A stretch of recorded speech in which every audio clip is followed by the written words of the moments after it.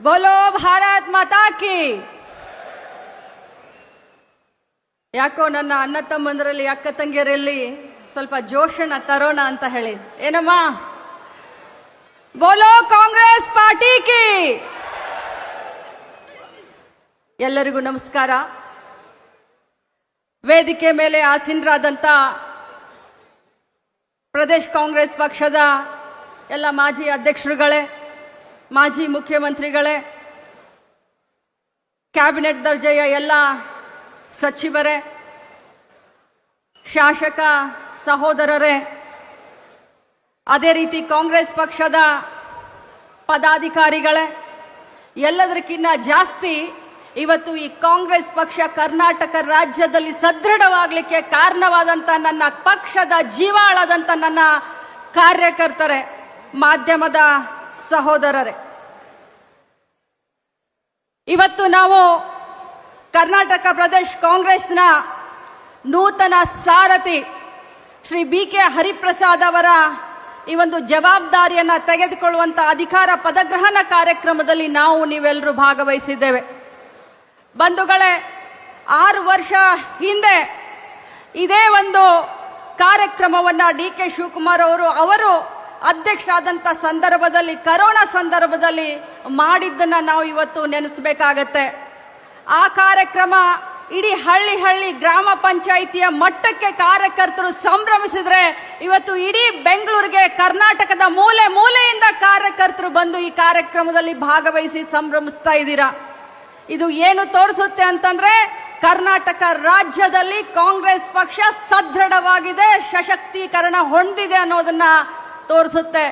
ಬಂಧುಗಳೇ, ಇಲ್ಲಿಯವರೆಗೆ ನಮ್ಮ ಸುಮಾರು ನಾಯಕರು ಬಿ.ಕೆ. ಹರಿಪ್ರಸಾದ್ ಸಾಹೇಬರ ಸಂಘಟನೆ, ಪಕ್ಷ ನಿಷ್ಠೆ, ಪ್ರಾಮಾಣಿಕತೆ, ಅಧಿಕಾರಕ್ಕೆ ಯಾವತ್ತೂ ಕೂಡ ಅಂಟಿಕೊಳ್ಳದಂತ ಜಾಯಮಾನದ ಬಗ್ಗೆ ಎಳೆಯಾಗಿ ತಮ್ಮ ಎದುರುಗಡೆ ಇವತ್ತು ಹೇಳಿದ್ದಾರೆ.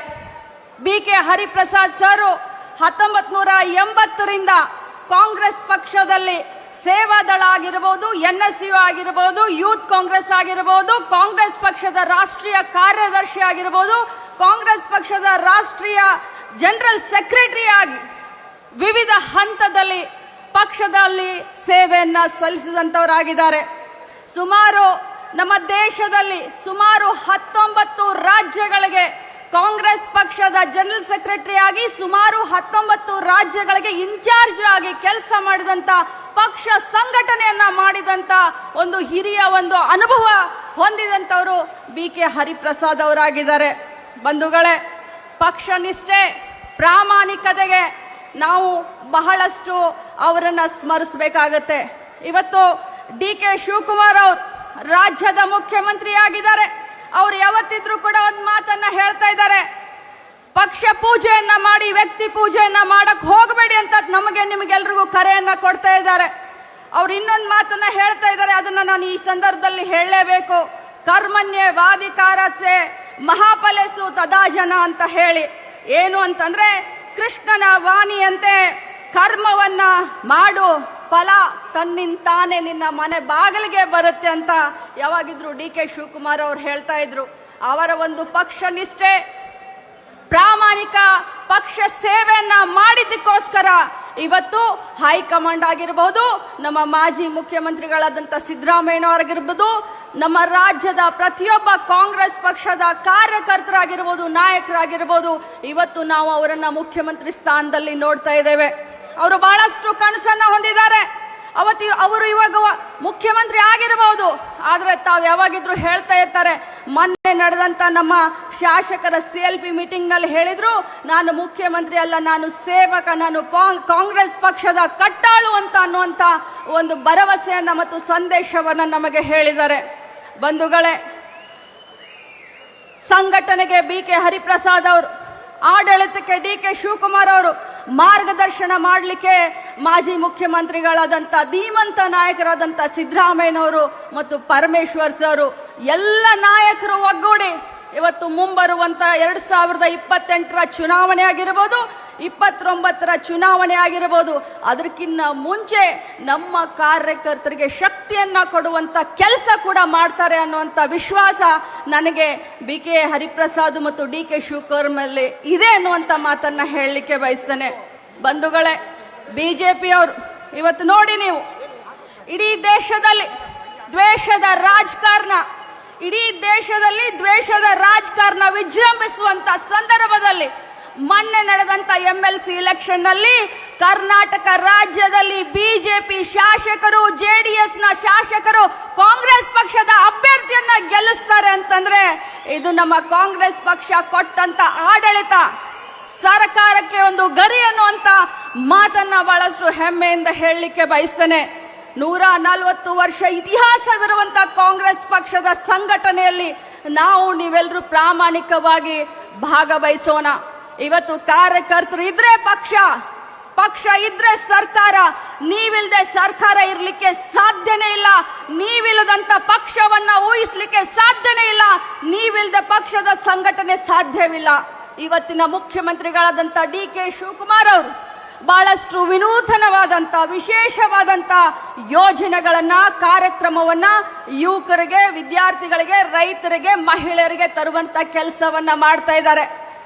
ಸಿದ್ದರಾಮಯ್ಯನವರ ಮಾರ್ಗದರ್ಶನದಲ್ಲಿ ಮುಂದೆ ಸಾಗೋಣ ಅನ್ನುವಂತ ಮಾತನ್ನ ಹೇಳಿ ಗ್ರಾಮ ಮಟ್ಟದ ಒಂದು ಸಂಘಟನೆಯಲ್ಲಿ ನಾವು ನೀವೆಲ್ಲರೂ ಇವತ್ತು ತೊಡಗಬೇಕಾಗಿದೆ.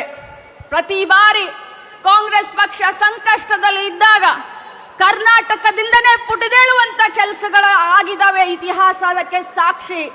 ಬನ್ನಿ, ನಾವು ನೀವೆಲ್ಲರೂ ಕೈ ಜೋಡಿಸೋಣ. ಮತ್ತೊಮ್ಮೆ ಇಡೀ ದೇಶದ ರಾಜಕಾರಣದ ದಿಕ್ಸೂಚಿಯನ್ನ ಕರ್ನಾಟಕದಿಂದ ನಾವು ಕೊಡೋಣ ಅನ್ನುವಂತ ಶಪಥವನ್ನ ನಾವು ನೀವೆಲ್ಲರೂ ಮಾಡಬೇಕಾಗಿದೆ. ಬಂಧುಗಳೇ, ನಾನು ಆಯೋಜಕರಿಗೆ, ಎಲ್ಲ ನಮ್ಮ ಪಕ್ಷದ ವರ್ಕಿಂಗ್ ಪ್ರೆಸಿಡೆಂಟ್ಗಳಿಗೆ ನಾನು ಧನ್ಯವಾದವನ್ನ ಹೇಳಲಿಕ್ಕೆ ಬಯಸ್ತೇನೆ. ಅದ್ಭುತವಾದಂತ ಕಾರ್ಯಕ್ರಮದ ನಿಯೋಜನೆಯನ್ನ ಮಾಡಿದ್ದಾರೆ ಅಚ್ಚುಕಟ್ಟಾಗಿ. ಇತ್ತೀಚಿನ ದಿನದಲ್ಲಿ ಪ್ರಾಮಾಣಿಕವಾಗಿ ನಮ್ಮ GC ಚಂದ್ರಶೇಖರ್ ಅವರು ವರ್ಕಿಂಗ್ ಪ್ರೆಸಿಡೆಂಟ್ ಆದಮೇಲೆ ಬಹಳಷ್ಟು ವೇದಿಕೆ ಕಾರ್ಯಕ್ರಮ ಆಗಿರಬಹುದು, ಸಂಘಟನೆ ಆಗಿರಬಹುದು, ಹಗಲಿರುಳು ತಮ್ಮ ಒಂದು ಟೈಮ್ ಅನ್ನ ಕೊಟ್ಟು ವಿಶೇಷವಾದಂತ ಒಂದು ಕಾಳಜಿಯನ್ನ ವಹಿಸ್ತಾ ಇದ್ದಾರೆ. ಅದರ ಜೊತೆಯಲ್ಲಿ ನಮ್ಮ ಮಹಿಳಾ ಕಾಂಗ್ರೆಸ್, ಯೂತ್ ಕಾಂಗ್ರೆಸ್, NSUI, ಸೇವಾದಳ ವಿವಿಧ ಶಾಖೆಯ ಅಧ್ಯಕ್ಷಗಳು, ಪದಾಧಿಕಾರಿಗಳು ಬಹಳಷ್ಟು ಆಸಕ್ತಿಯನ್ನ ತೆಗೆದುಕೊಂಡಿದ್ದಾರೆ. ನೀವೆಲ್ಲರಲ್ಲೂ ಒಂದು ಕೊರಗಿದೆ. ಪಕ್ಷ ಸರ್ಕಾರಕ್ಕೆ ಬಂದು 3 ವರ್ಷ ಆಯಿತು. ಪಕ್ಷದಿಂದ ಇನ್ನೂ ಕಾರ್ಯಕರ್ತರನ್ನ ಗುರುತಿಸುವಂತ ಕೆಲಸ ಆಗಲ್ಲ ಅನ್ನುವಂತ ಒಂದು ಕೊರತೆ ಇದೆ. ಆದರೆ ನಾನು ನಿಮಗೆ ಭರವಸೆಯನ್ನ ಕೊಡ್ತೇನೆ, ಅತ್ಯಂತ ಶೀಘ್ರದಲ್ಲಿ ಈ ಎಲ್ಲ ನಿಮ್ಮ ಆಶೋತ್ತರಗಳನ್ನ ಈಡೇರಿಸುವಂತ ಕೆಲಸವನ್ನ ನಮ್ಮ ಮಾನ್ಯ ಮುಖಂಡರುಗಳೆಲ್ಲ ಮಾಡ್ತಾರೆ ಅನ್ನುವಂತ ಭರವಸೆಯನ್ನ ಕೊಟ್ಟು ಬಿ ಕೆ ಹರಿಪ್ರಸಾದ್ ಅವರ ಈ ಒಂದು ಸಾರಥ್ಯದಲ್ಲಿ ಮುಂಬರುವಂತ ಪ್ರತಿಯೊಂದು ಚುನಾವಣೆ, ಅದು ನಮ್ಮ ಬೆಂಗಳೂರು ಮಹಾನಗರ ಪಾಲಿಕೆಗೆ ಸಂಬಂಧಪಟ್ಟಂತದ್ದಿರಬಹುದು, ಜಿಲ್ಲಾ ಪಂಚಾಯತ್, ತಾಲೂಕ್ ಪಂಚಾಯತ್, ಗ್ರಾಮ ಪಂಚಾಯತ್ ಇಲೆಕ್ಷನ್ ಇರಬಹುದು, 28, 29ರ ಇಲೆಕ್ಷನ್ ಇರಬಹುದು, ಅವರ ಸಂಘಟನೆ ಜೊತೆಯಲ್ಲಿ ಡಿ ಕೆ ಶಿವಕುಮಾರ್ ಅವರ ಆಡಳಿತ, ಚಾಣಕ್ಯ ನೀತಿಯನ್ನು ಉಪಯೋಗಿಸಿಕೊಂಡು ಕರ್ನಾಟಕ ರಾಜ್ಯವನ್ನ ಮತ್ತೆ ಕಾಂಗ್ರೆಸ್ಕರಣ ಮಾಡುವತ್ತ ನಾವು ಹೆಜ್ಜೆ ಇಡೋಣ ಅಂತ ಮಾತನ್ನ ಹೇಳಿ, ತಮ್ಮೆಲ್ಲರಿಗೂ ಕೂಡ ಇಷ್ಟೊಂದು ಸಂಖ್ಯೆಯಲ್ಲಿ ಇಲ್ಲಿ ಭಾಗವಹಿಸಿ ನಮ್ಮೆಲ್ಲರ ಆತ್ಮವಿಶ್ವಾಸವನ್ನ ಹೆಚ್ಚಿಗೆ ಮಾಡಿದ್ದಕ್ಕೆ ತಮ್ಮೆಲ್ಲರಿಗೂ ಕೂಡ ನಾನು ವಂದಿಸಿ, ಈ ಒಂದು ವೇದಿಕೆ ಮೇಲೆ ಇರುವಂತ ಎಲ್ಲ ನಾಯಕರಿಗೂ ಕೂಡ ವಂದಿಸಿ ನನ್ನ ಮಾತನ್ನ ಮುಗಿಸ್ತೇನೆ. ಜೈ ಹಿಂದ್, ಜೈ ಕಾಂಗ್ರೆಸ್.